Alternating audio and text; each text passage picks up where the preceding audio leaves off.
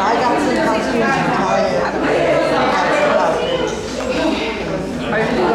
So guys,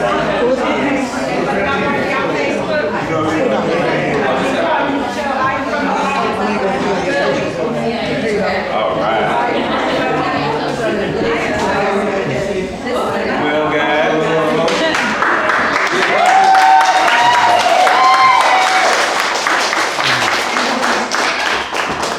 I think first and foremost, we have cake and coffee. Yeah, you guys need a snack or, a pick-me-up. I know it's late, but we appreciate everyone coming out, you know what I mean? So this is our first time getting to go inside the Davenport house, but it looks really cool when we got to take a tour earlier. Yeah, and the lights was on, so it was daytime, so I don't know what it's going to be like at night. So we have someone that's going to give us some history about it. So this portion here is just a meet and greet. You can kind of talk to us, a Q&A, ask us anything you want to know, any questions you may have about television, about hey, you ready to go, man? Did you guys get out in the escape room? What's going on here? Okay. That's a inside joke. That's a let out. So the event before this was an escape room. And then we split up into two teams. And one team, I'm not gonna say who was on that team, didn't make it out the escape room. The manager had to come in with a key and let them out. We almost didn't. But yeah, it was fun. You missed out on a really good thing if you didn't go to the escape room. But yeah, so we can be just a Q&A. We'll kind of give you a little bit of talk about us. Like I said, feel free to ask anything. They want to bring someone in to give a little bit of history about the Davenport house. And then we're going to head over to the Davenport house. There's another tour in there right this second, so we're just trying to wait for them to get out so we can have the whole house to ourselves. So that's what we're going to do this for about 30 minutes, and then we'll head on over there.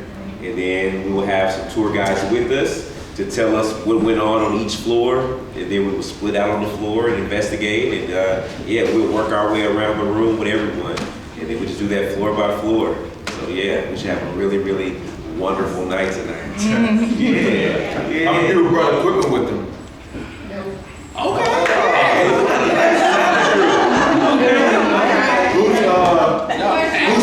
Yes, ma'am. What is the app that you use so I can download it? Wow. Okay. All right. So It will be Ghost Brothers box app, but real nonetheless. But no, it's called the X10. So X10 Sonobox. X10? Yep, Sonobox. The Sono. Wait, hold on. Let me tell you. That's an app. It is. It's called.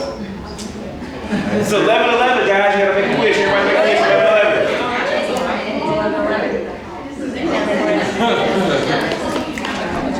All right. So everybody made a wish. All right. Let me tell you what it is. Raise your hand if this is your first time All right. investigating. So it's a Sono X10 Spirit Box. So SONO X10 Spirit Box. Oh, okay. Yeah. Oh, I think I have this. XONO.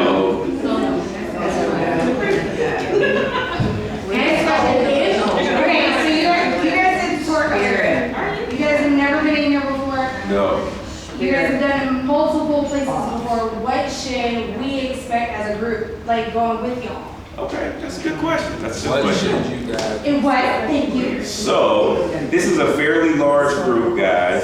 So, and I tell people all the time, when you investigate, you can never just, make anything happen.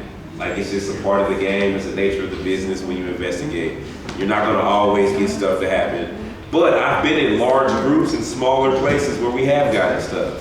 There are a lot of rooms in this house, and when we disperse to kind of on each floor, I think you probably will get some stuff. Pull out your equipment, listen. People try to keep your voices down because other people will be investigating. But people that are seasoned investigators, just know that there's a lot of people here, and this wouldn't be the night that you would be, ideal circumstances to be doing a real investigation. So who's never investigated anything before? This is their first time? Okay, cool. Yeah, I got you. So y'all are pros? Last one we go. Oh, yeah, so they definitely pros. Yeah. Yes, ma'am. So, do you guys hope and expect to catch things with the word group? Because I want to know, to be fair. Yeah. telling you, man, you'll be surprised. I guarantee somebody in this group is going to have some sort of experience. You know what I mean? I don't know who it's going to be, but it just seems always somebody experiencing something. There's always people that are sensitive. Do we have any people that are sensitive, empaths, mediums, anything in here? Oh. Be proud of that, raise your hand. Yeah, you gotta own that. Own that. You got one? We have one person like that? Okay. Okay. So what does that usually do for you? What is that? It's more like a feeling, like I can kind of feel out of space or I'll feel a certain energy. Yeah. Earlier in the distillery, I was feeling a lot of that in the aging room, Yeah. barrels and stuff. Yeah. So that's how it is for me. Okay. All right. Yeah. All right. So, who has watched the new season of Ghost Brothers Haunted House? All right. Who all watched the original Ghost Brothers? That's weird. That's weird.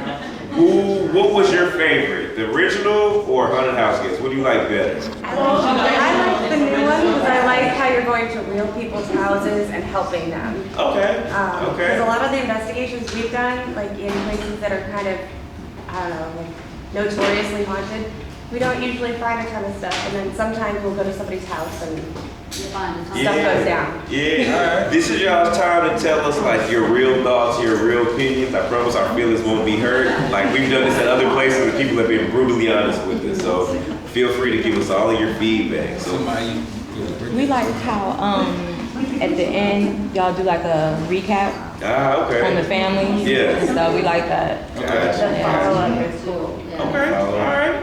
Anybody else want? Yes, ma'am.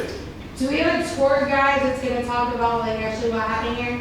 Okay, I just wanna know. Okay. I'm gonna get back to Yeah, we said that 3 times.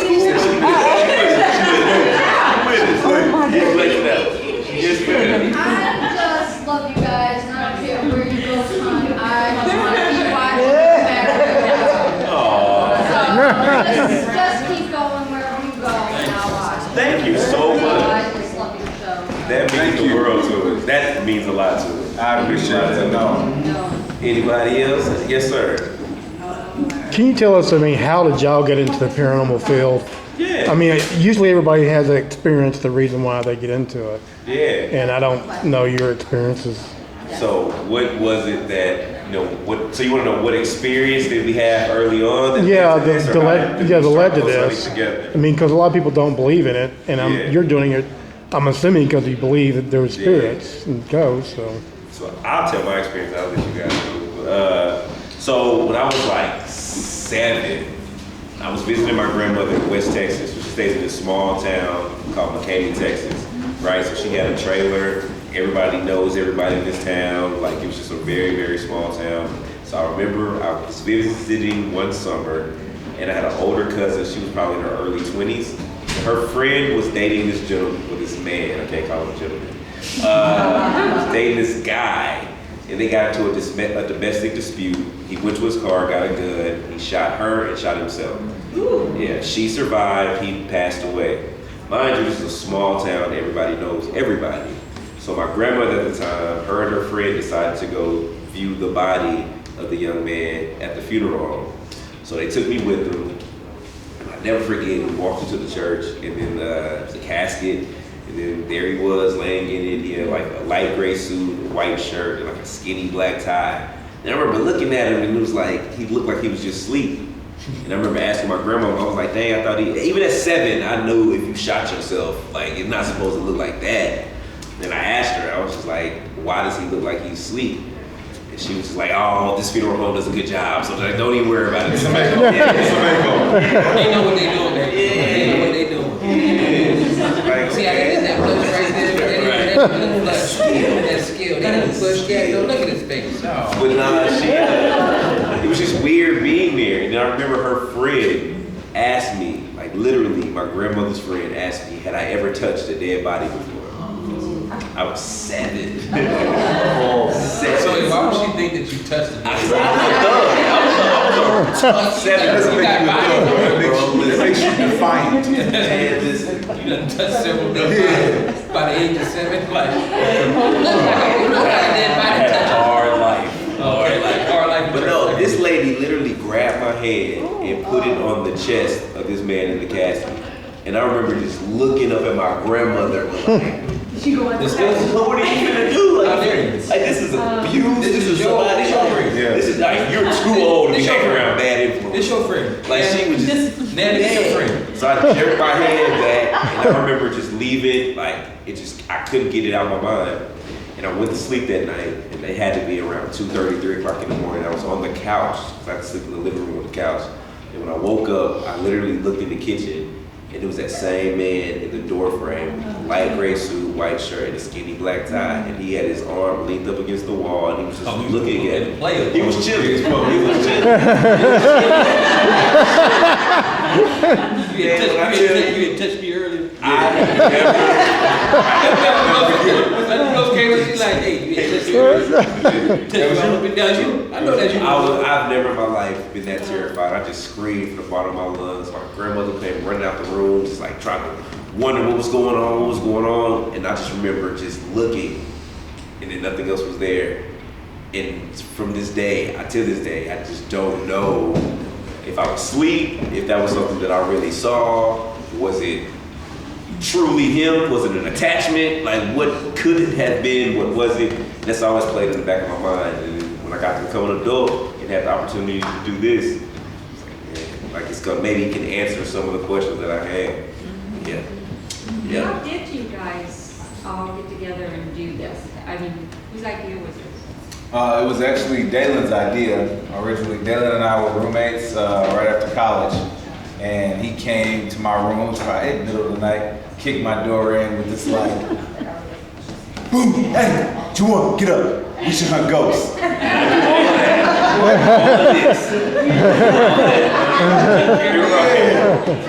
We should hunt ghosts. Yeah, I was like, you sound crazy. But no, that morning I was like, I came back to him, I was like, yo, this sounds like a wild idea, but like, let's go for it. But what made you do this? So I was up late watching one of the old Ghost Hunter shows, maybe like Ghost Adventures or something, whatever it was back at that time. And I just didn't see any representation of myself in any of the shows. I didn't see any young black people, I didn't see any minorities, I didn't see anybody doing any of that. And I was just wondering why was that? So my mother's a pastor for church, so I grew up in the church. And, you know, growing up in the especially the Southern church, you're always taught, like, what you say? Hey man, we don't believe in only one ghost, and that's the Holy Ghost. Holy Ghost is Well, I figured. anything besides that is demonic, it's a demon, like, you don't touch it, you don't play with it. I like horoscopes. I never knew mine or never looked at it ever until like I became an adult. What else, man? Trick or treat. Like I never did any of that stuff growing up. And then when I got to become an adult, it was just like, I don't know, like I've been taught all of these things, but I never asked or, asked questions for myself. So when I became an adult, I just thought, maybe that has something to do with it. When did you become an adult? I became an adult at 21. 21. Not at 7. Not at 7. We're really at 7 when I touched that dick. Yeah, that's what I'm saying. I became a man. How did your parents react to what you do then? So my mom, it was probably a couple months ago. No, it wasn't a couple months ago. It was after the second season of the original Ghost Brothers. And I was just talking to her, and I was like, man, Mom, you know why people like the show? And she was like, why, baby? And I was like, because we really don't know what we're doing, but like, we're honest about it. We're trying to figure it out along the way. Yeah, and she looked at me, and I never seen her look at me the way that she looked at me. And she was like, I know, because if you truly knew what you were doing, you wouldn't be doing it. And I was like, wow.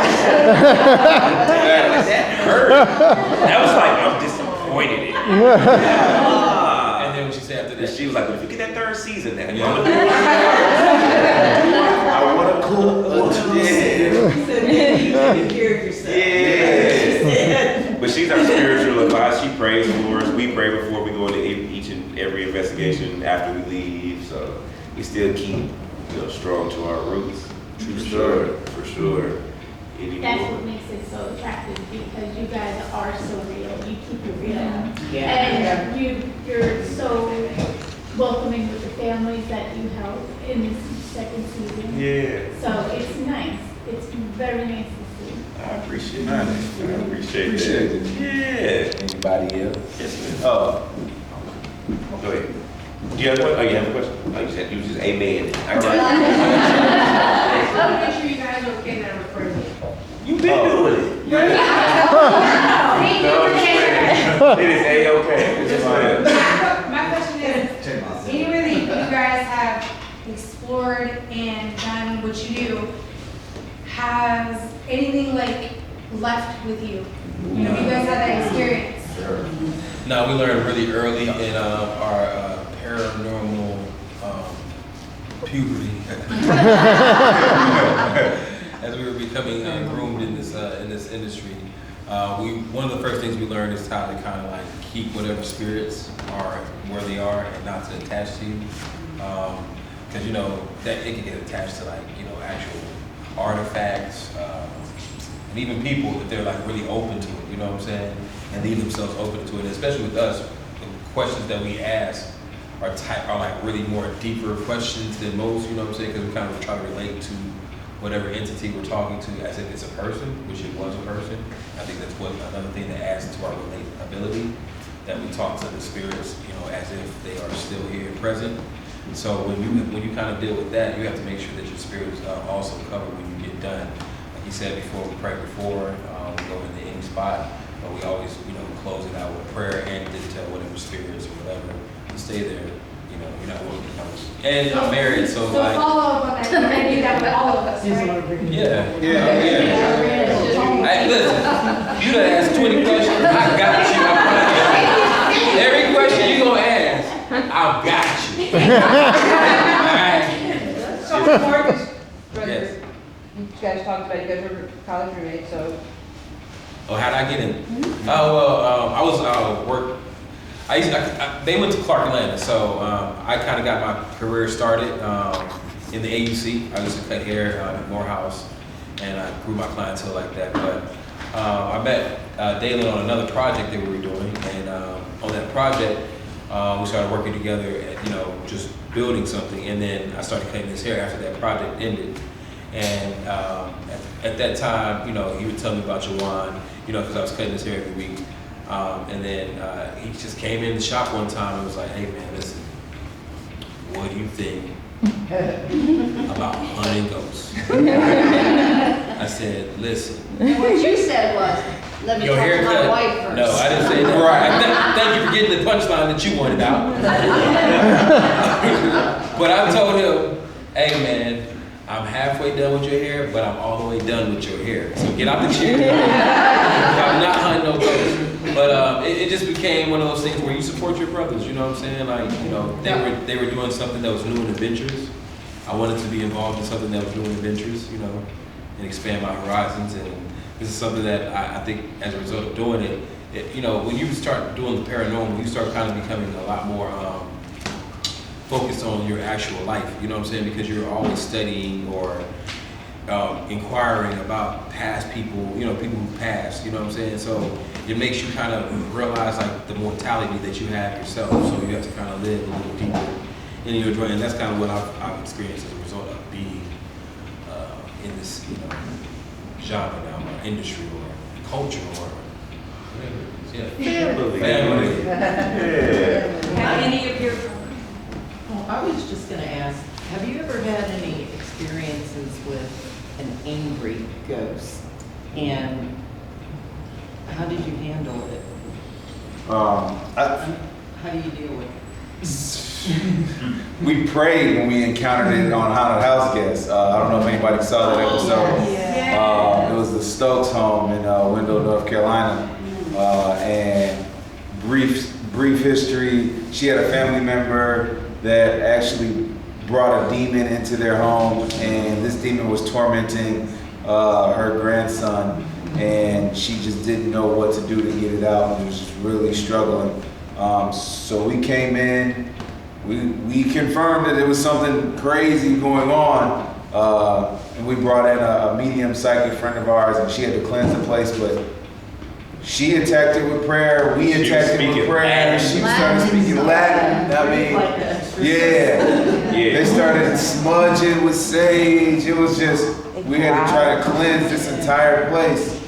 from that, but it was some heavy stuff at that home. But sometimes you encounter some malevolent spirits, and you just got to be ready for them. Have any of your own personal relatives come in? I mean, if they're really psychic, like, pop in? No. Our people really don't mess with none of that stuff. And then, all my family members probably like, hey, dog, I ain't got time for all that. None of that. You said you had somebody had raised? I did. Yes, ma'am. I watched the live show, and I was like really concerned about y'all because y'all were like, it was intense. Have you ever thought about doing your own live? Because a lot of the feedback from people that I talked to that watched it actually loved your section probably the most because it was more. What are you doing, man? Oh, that was y'all. My bad. It was y'all were more like interactive. It just seemed much more in touch, and nothing against the other investigators, but I just think your approach is more realistic, and and not just in. Even though you say you're not scientific, I feel like you do have some touches to that. But have you ever thought about doing a live? I was to say, we actually had. We actually pitched a live for Halloween. And they were like, they told us no, but they had something in the works. And then we found out later that we were a part of this live special that you guys ended up seeing. But no, we actually very much so would like to do a live. I was intimidated by it, just because it's like way different. It's a lot different, and you have a lot more time when you're actually doing the I guess you'd call it recorded. I don't even know if you want to record it, but what is it, pre-recorded? Yeah.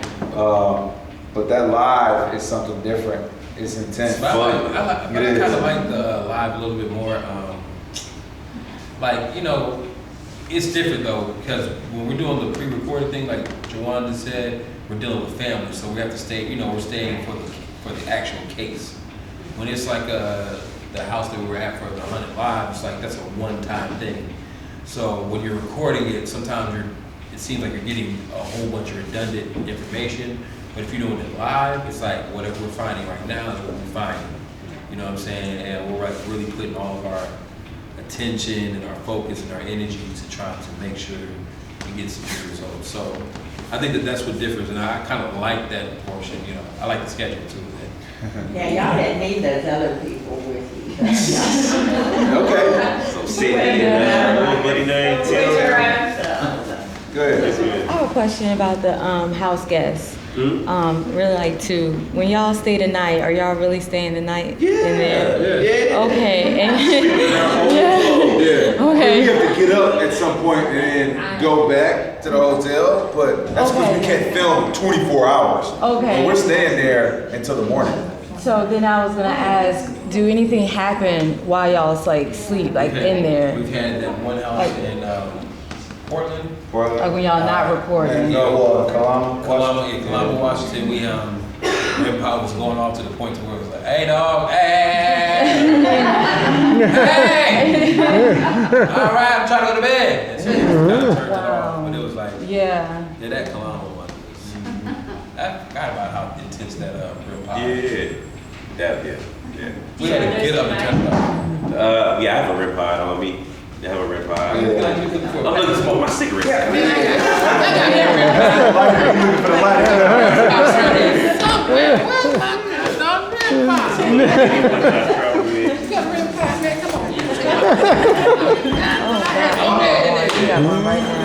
One more.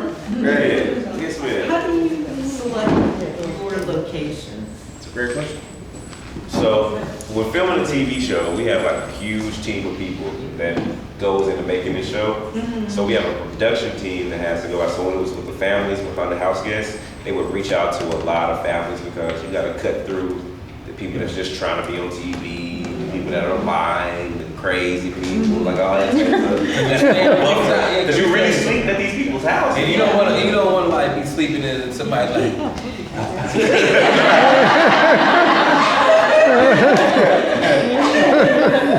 I in the bathroom, sir.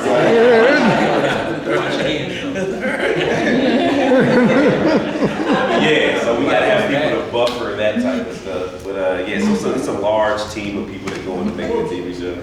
Okay, so people write in and make suggestions? Yeah, so when we first started, it was a new concept, a new show, so people didn't really know to reach in. So we had to reach out to people. So we reached out to organizations, paranormal groups in different towns, and just saying, do you guys know of anyone that's said that they've been having this, da da da da? And then we had people reach out to those people, and we tried to put together 8 families that really had some issues. And I think we did pretty good with this season. Yeah, for us to be out searching and finding. Yeah. Yeah. So we're gonna take a couple more, and then we're gonna do some history. We got Sheena here. And then we're gonna get into the investigation. Yes, ma'am. Okay. Okay. So if you I guys got want- you. I know you got me. I just want to put that out there. Let's go. If you want any other ghost adventures or whatever shows, discovery, whatever, you don't really actually see them. What is the scariest thing that you've actually encountered yourselves? I got you. I want to know. The scariest thing that I've encountered.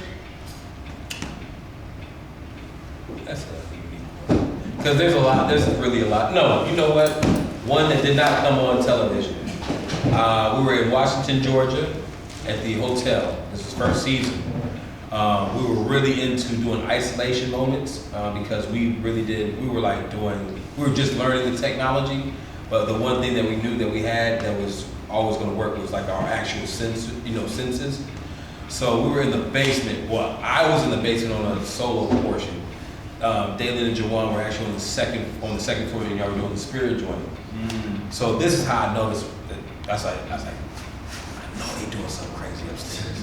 I'm sitting downstairs, and like this basement is like an unfinished basement. This is like underneath the hotel, so like you have to kind of, it's like you're literally going underneath the like foundation. And they set up this chair, and it's pitch black. Sit me in the chair, and like there's the way that you have to go down. You have to go down a ladder to get down to the basement. So you're not gonna get up. So all I gotta do is like just knock your little feet up. Yeah. You know what I'm saying? But like I'm just down there, and you have no way to get out. So I'm sitting, and it's pitch black, and I'm sitting at the wall, and then all of a sudden, like maybe 10 minutes in, I see like a light that does this. It does an outline of a door, and it just lights up. Now, what makes it so crazy is that there's no doors, and there is no actual outside to that place. It's like I told you, it's unfinished, so it's like uneven.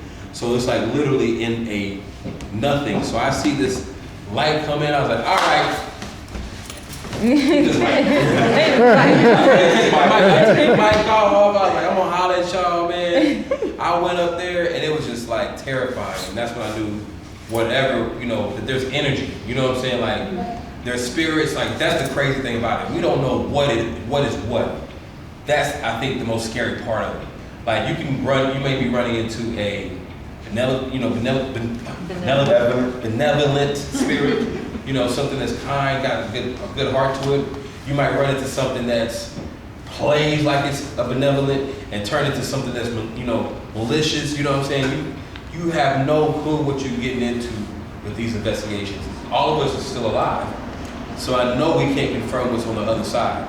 So even the technology that we use is just so minute to like the grander scheme of what we're doing spiritually. You feel what I'm saying? So it's like, that's when I recognize that that's like, dang, we can be dealing with the paranormal or the spiritual and not even know which is the difference at some points. Is that too much? No, I think Mark hit that on the head. Yeah. Well, we're gonna bring in Sheena? Miss Sheena. You forgot my name. No. He's gonna let me intro it. I thought Juwan was gonna throw it to you. But no, guys, this is Sheena, and she's responsible for all the tours and maintenance and maintaining. Basically, she's the one that keeps the Davenport house rocking and rolling. And she's here to help us out tonight. So she's gonna give us a brief history of the home, brief history of Savannah, and then it's gonna take us right on over, and we can get started on our investigation portion. So please give a warm welcome to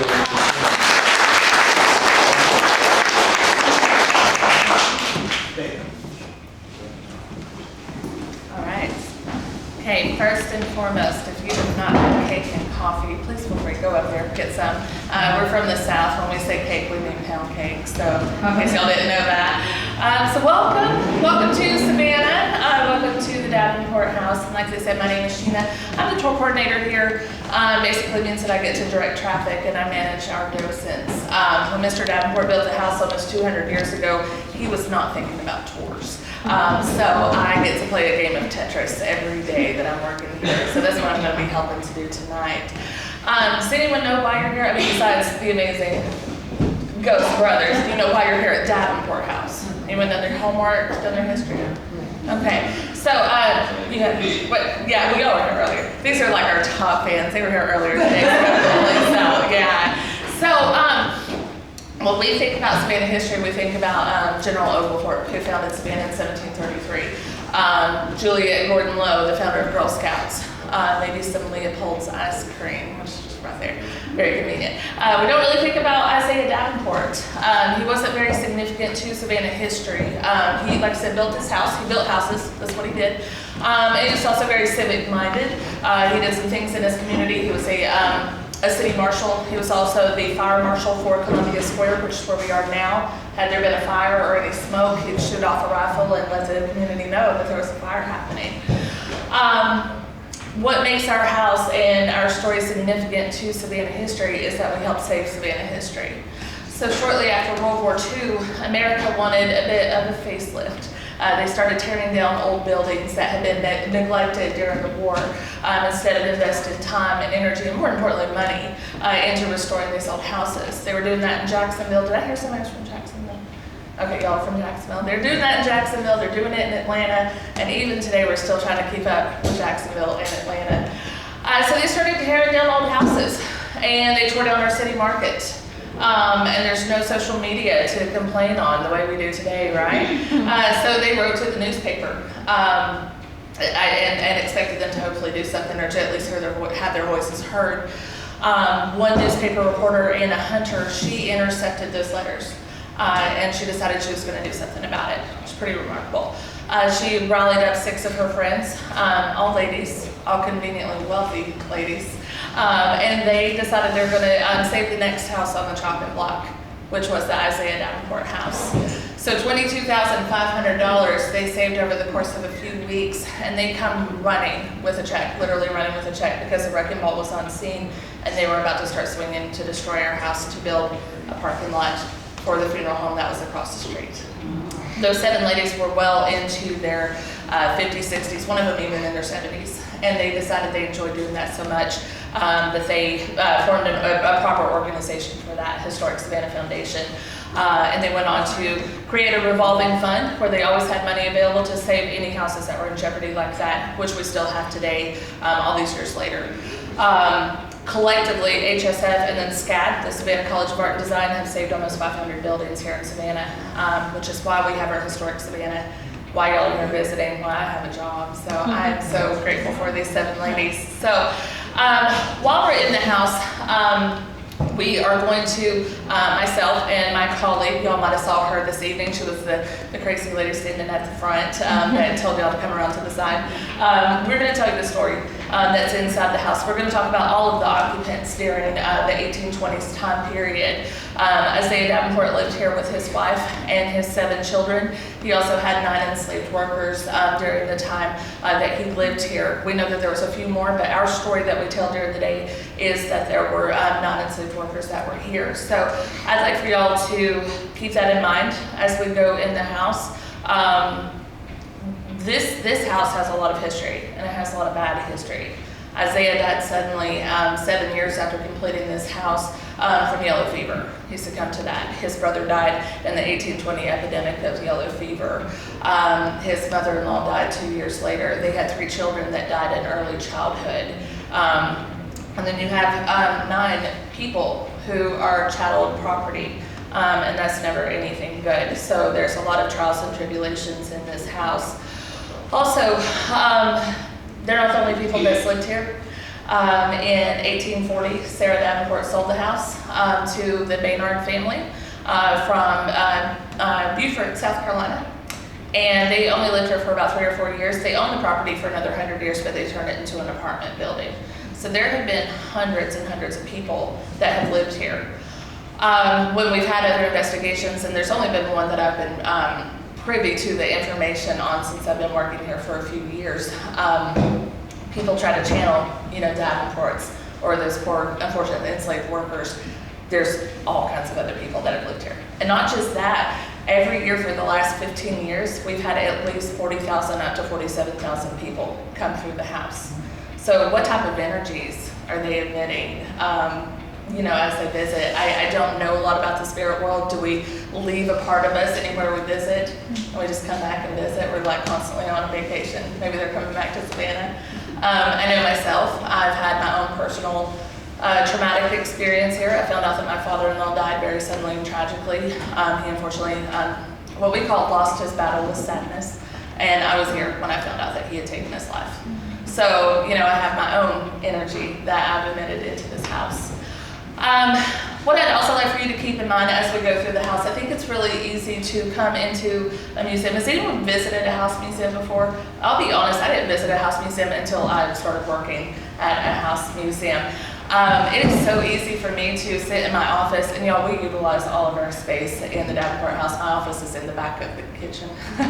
One of my walls is the refrigerator. So there's times where I'm sitting there and, I'm like knocking out all these emails and I'm answering phone calls and I'm managing my docents. And then it's like, oh yeah, I work here and people lived here. And 9 enslaved people actually worked in the space that I'm working in right now. So it's really easy to get very mundane about the situation.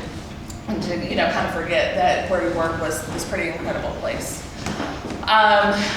We have had experiences here. We do have some spirits that we at the Davenport House are very familiar with. We have a cat. We have a ghost cat. And we tell that story on most of our tours. Other docents that are comfortable with it, we leave it up to them whether they want to tell that story in their interpretation. During the 1920s, there was a man who came home from work and he saw a cat run through the house and he didn't see it leave. We have people that are still working here today that feel cats or animals that are bigger than rodents, let's say that, that kind of brush up against their legs. We also have a real cat that hangs out in our garden a lot. I mean, that might be coincidental, but we don't know why. We believe that there is a little girl in the house. A lot of us feel a little girl energy. Also, in the investigation that we had in January of 2018, the one that I had access to, they felt this little girl as well. Marcus, I don't know if I should share what the other people found or not, or do we? It's been Is that good? Okay. So this, and I'm going to share my own experience of what happened when we were listening to the findings, the results of their investigation. This group, they did not stay completely overnight, but they were here for about 6 hours, and they were in the master bedroom. And they just kind of sensed that there was a female presence there, and they asked if there was a little girl in the room. When they played back the EVPs, I might be saying that wrong, they heard humming. And the wife of one of the investigators said, "Do you want to play with my hair?" And she felt fingers going up her spine and into her hair. We were in a room upstairs, we call it the spare boys room. We don't usually have that area open for tours because it's just another boys room. So we use that as our meeting space. We were in that room listening to the findings of this, and as he was saying that, I felt this like tingle up my back, like you just get the creeps up your back. And he said, "Did you just feel something up your back?" And he hadn't told us yet that his wife had felt something. And I said, "Yeah." And he said, "My wife felt fingers up her back." No, she did not. Shut up. So then Sherry, who is going to be helping us with tours today, Sherry had a group. I had been warned by my boss's boss, which is really scary when he calls to talk to you personally. And he said, "Sheena, are you expecting a group from whatever company?" And I said, "Yeah." And he said, "They just got off the trolley drunk." My goal is Savannah, so yeah, of course it is. So I'm like, I'm gonna go around with this group. I mean, have a good time in Savannah, but please don't break our artifacts. So I'm gonna, just make sure everything's good. It turned into a ghost hunt, an investigation. They all had apps on their phone and they're asking it questions. And then they said, have you had an experience? And I said, yeah. And the guy goes, oh wait, someone said ask her about the hair. I'm like, shut up, because that woman was saying like, do you want to touch my hair? And I'm like, yeah. So there's stuff that happens here. We have books that fly off of our bookcases in the gift shop all the time. And not just like, you know, somebody didn't put it back properly, it forcibly comes off. We don't hear a lot or feel a lot during the day when we have hundreds of people in the house, but as soon as it's quiet, as soon as we're, you know, there's just 1 or 2 of us in, we can start feeling some presences. Never anything that's really scared us, you know, feel a little uncomfortable. I'll shout out and say, hey, it's just me. Thanks for letting me be in your house. And then, you know, we just kind of go about our business. So today we're going to show you what life was like in the 1820s, how the Davenports lived. We do have typical house rules, and being who I am, I have to kind of mention that to you. So we're going to get you through the house safely. And when I say safely, I don't mean like ghosts are going to come out and grab you and demons and all that. I mean, like you're not going to trip and fall and crash into our historic you know, artifacts. That would be great. Most of the lights are off. There are some candles that will, some safe battery powered candles that are going to take you up our grand staircase, just so you can have a little bit of light there. We do ask that you don't touch artifacts. That includes leaning on the walls and the wallpaper like this. I know we're all tired, but please don't do that because our wallpaper is really expensive.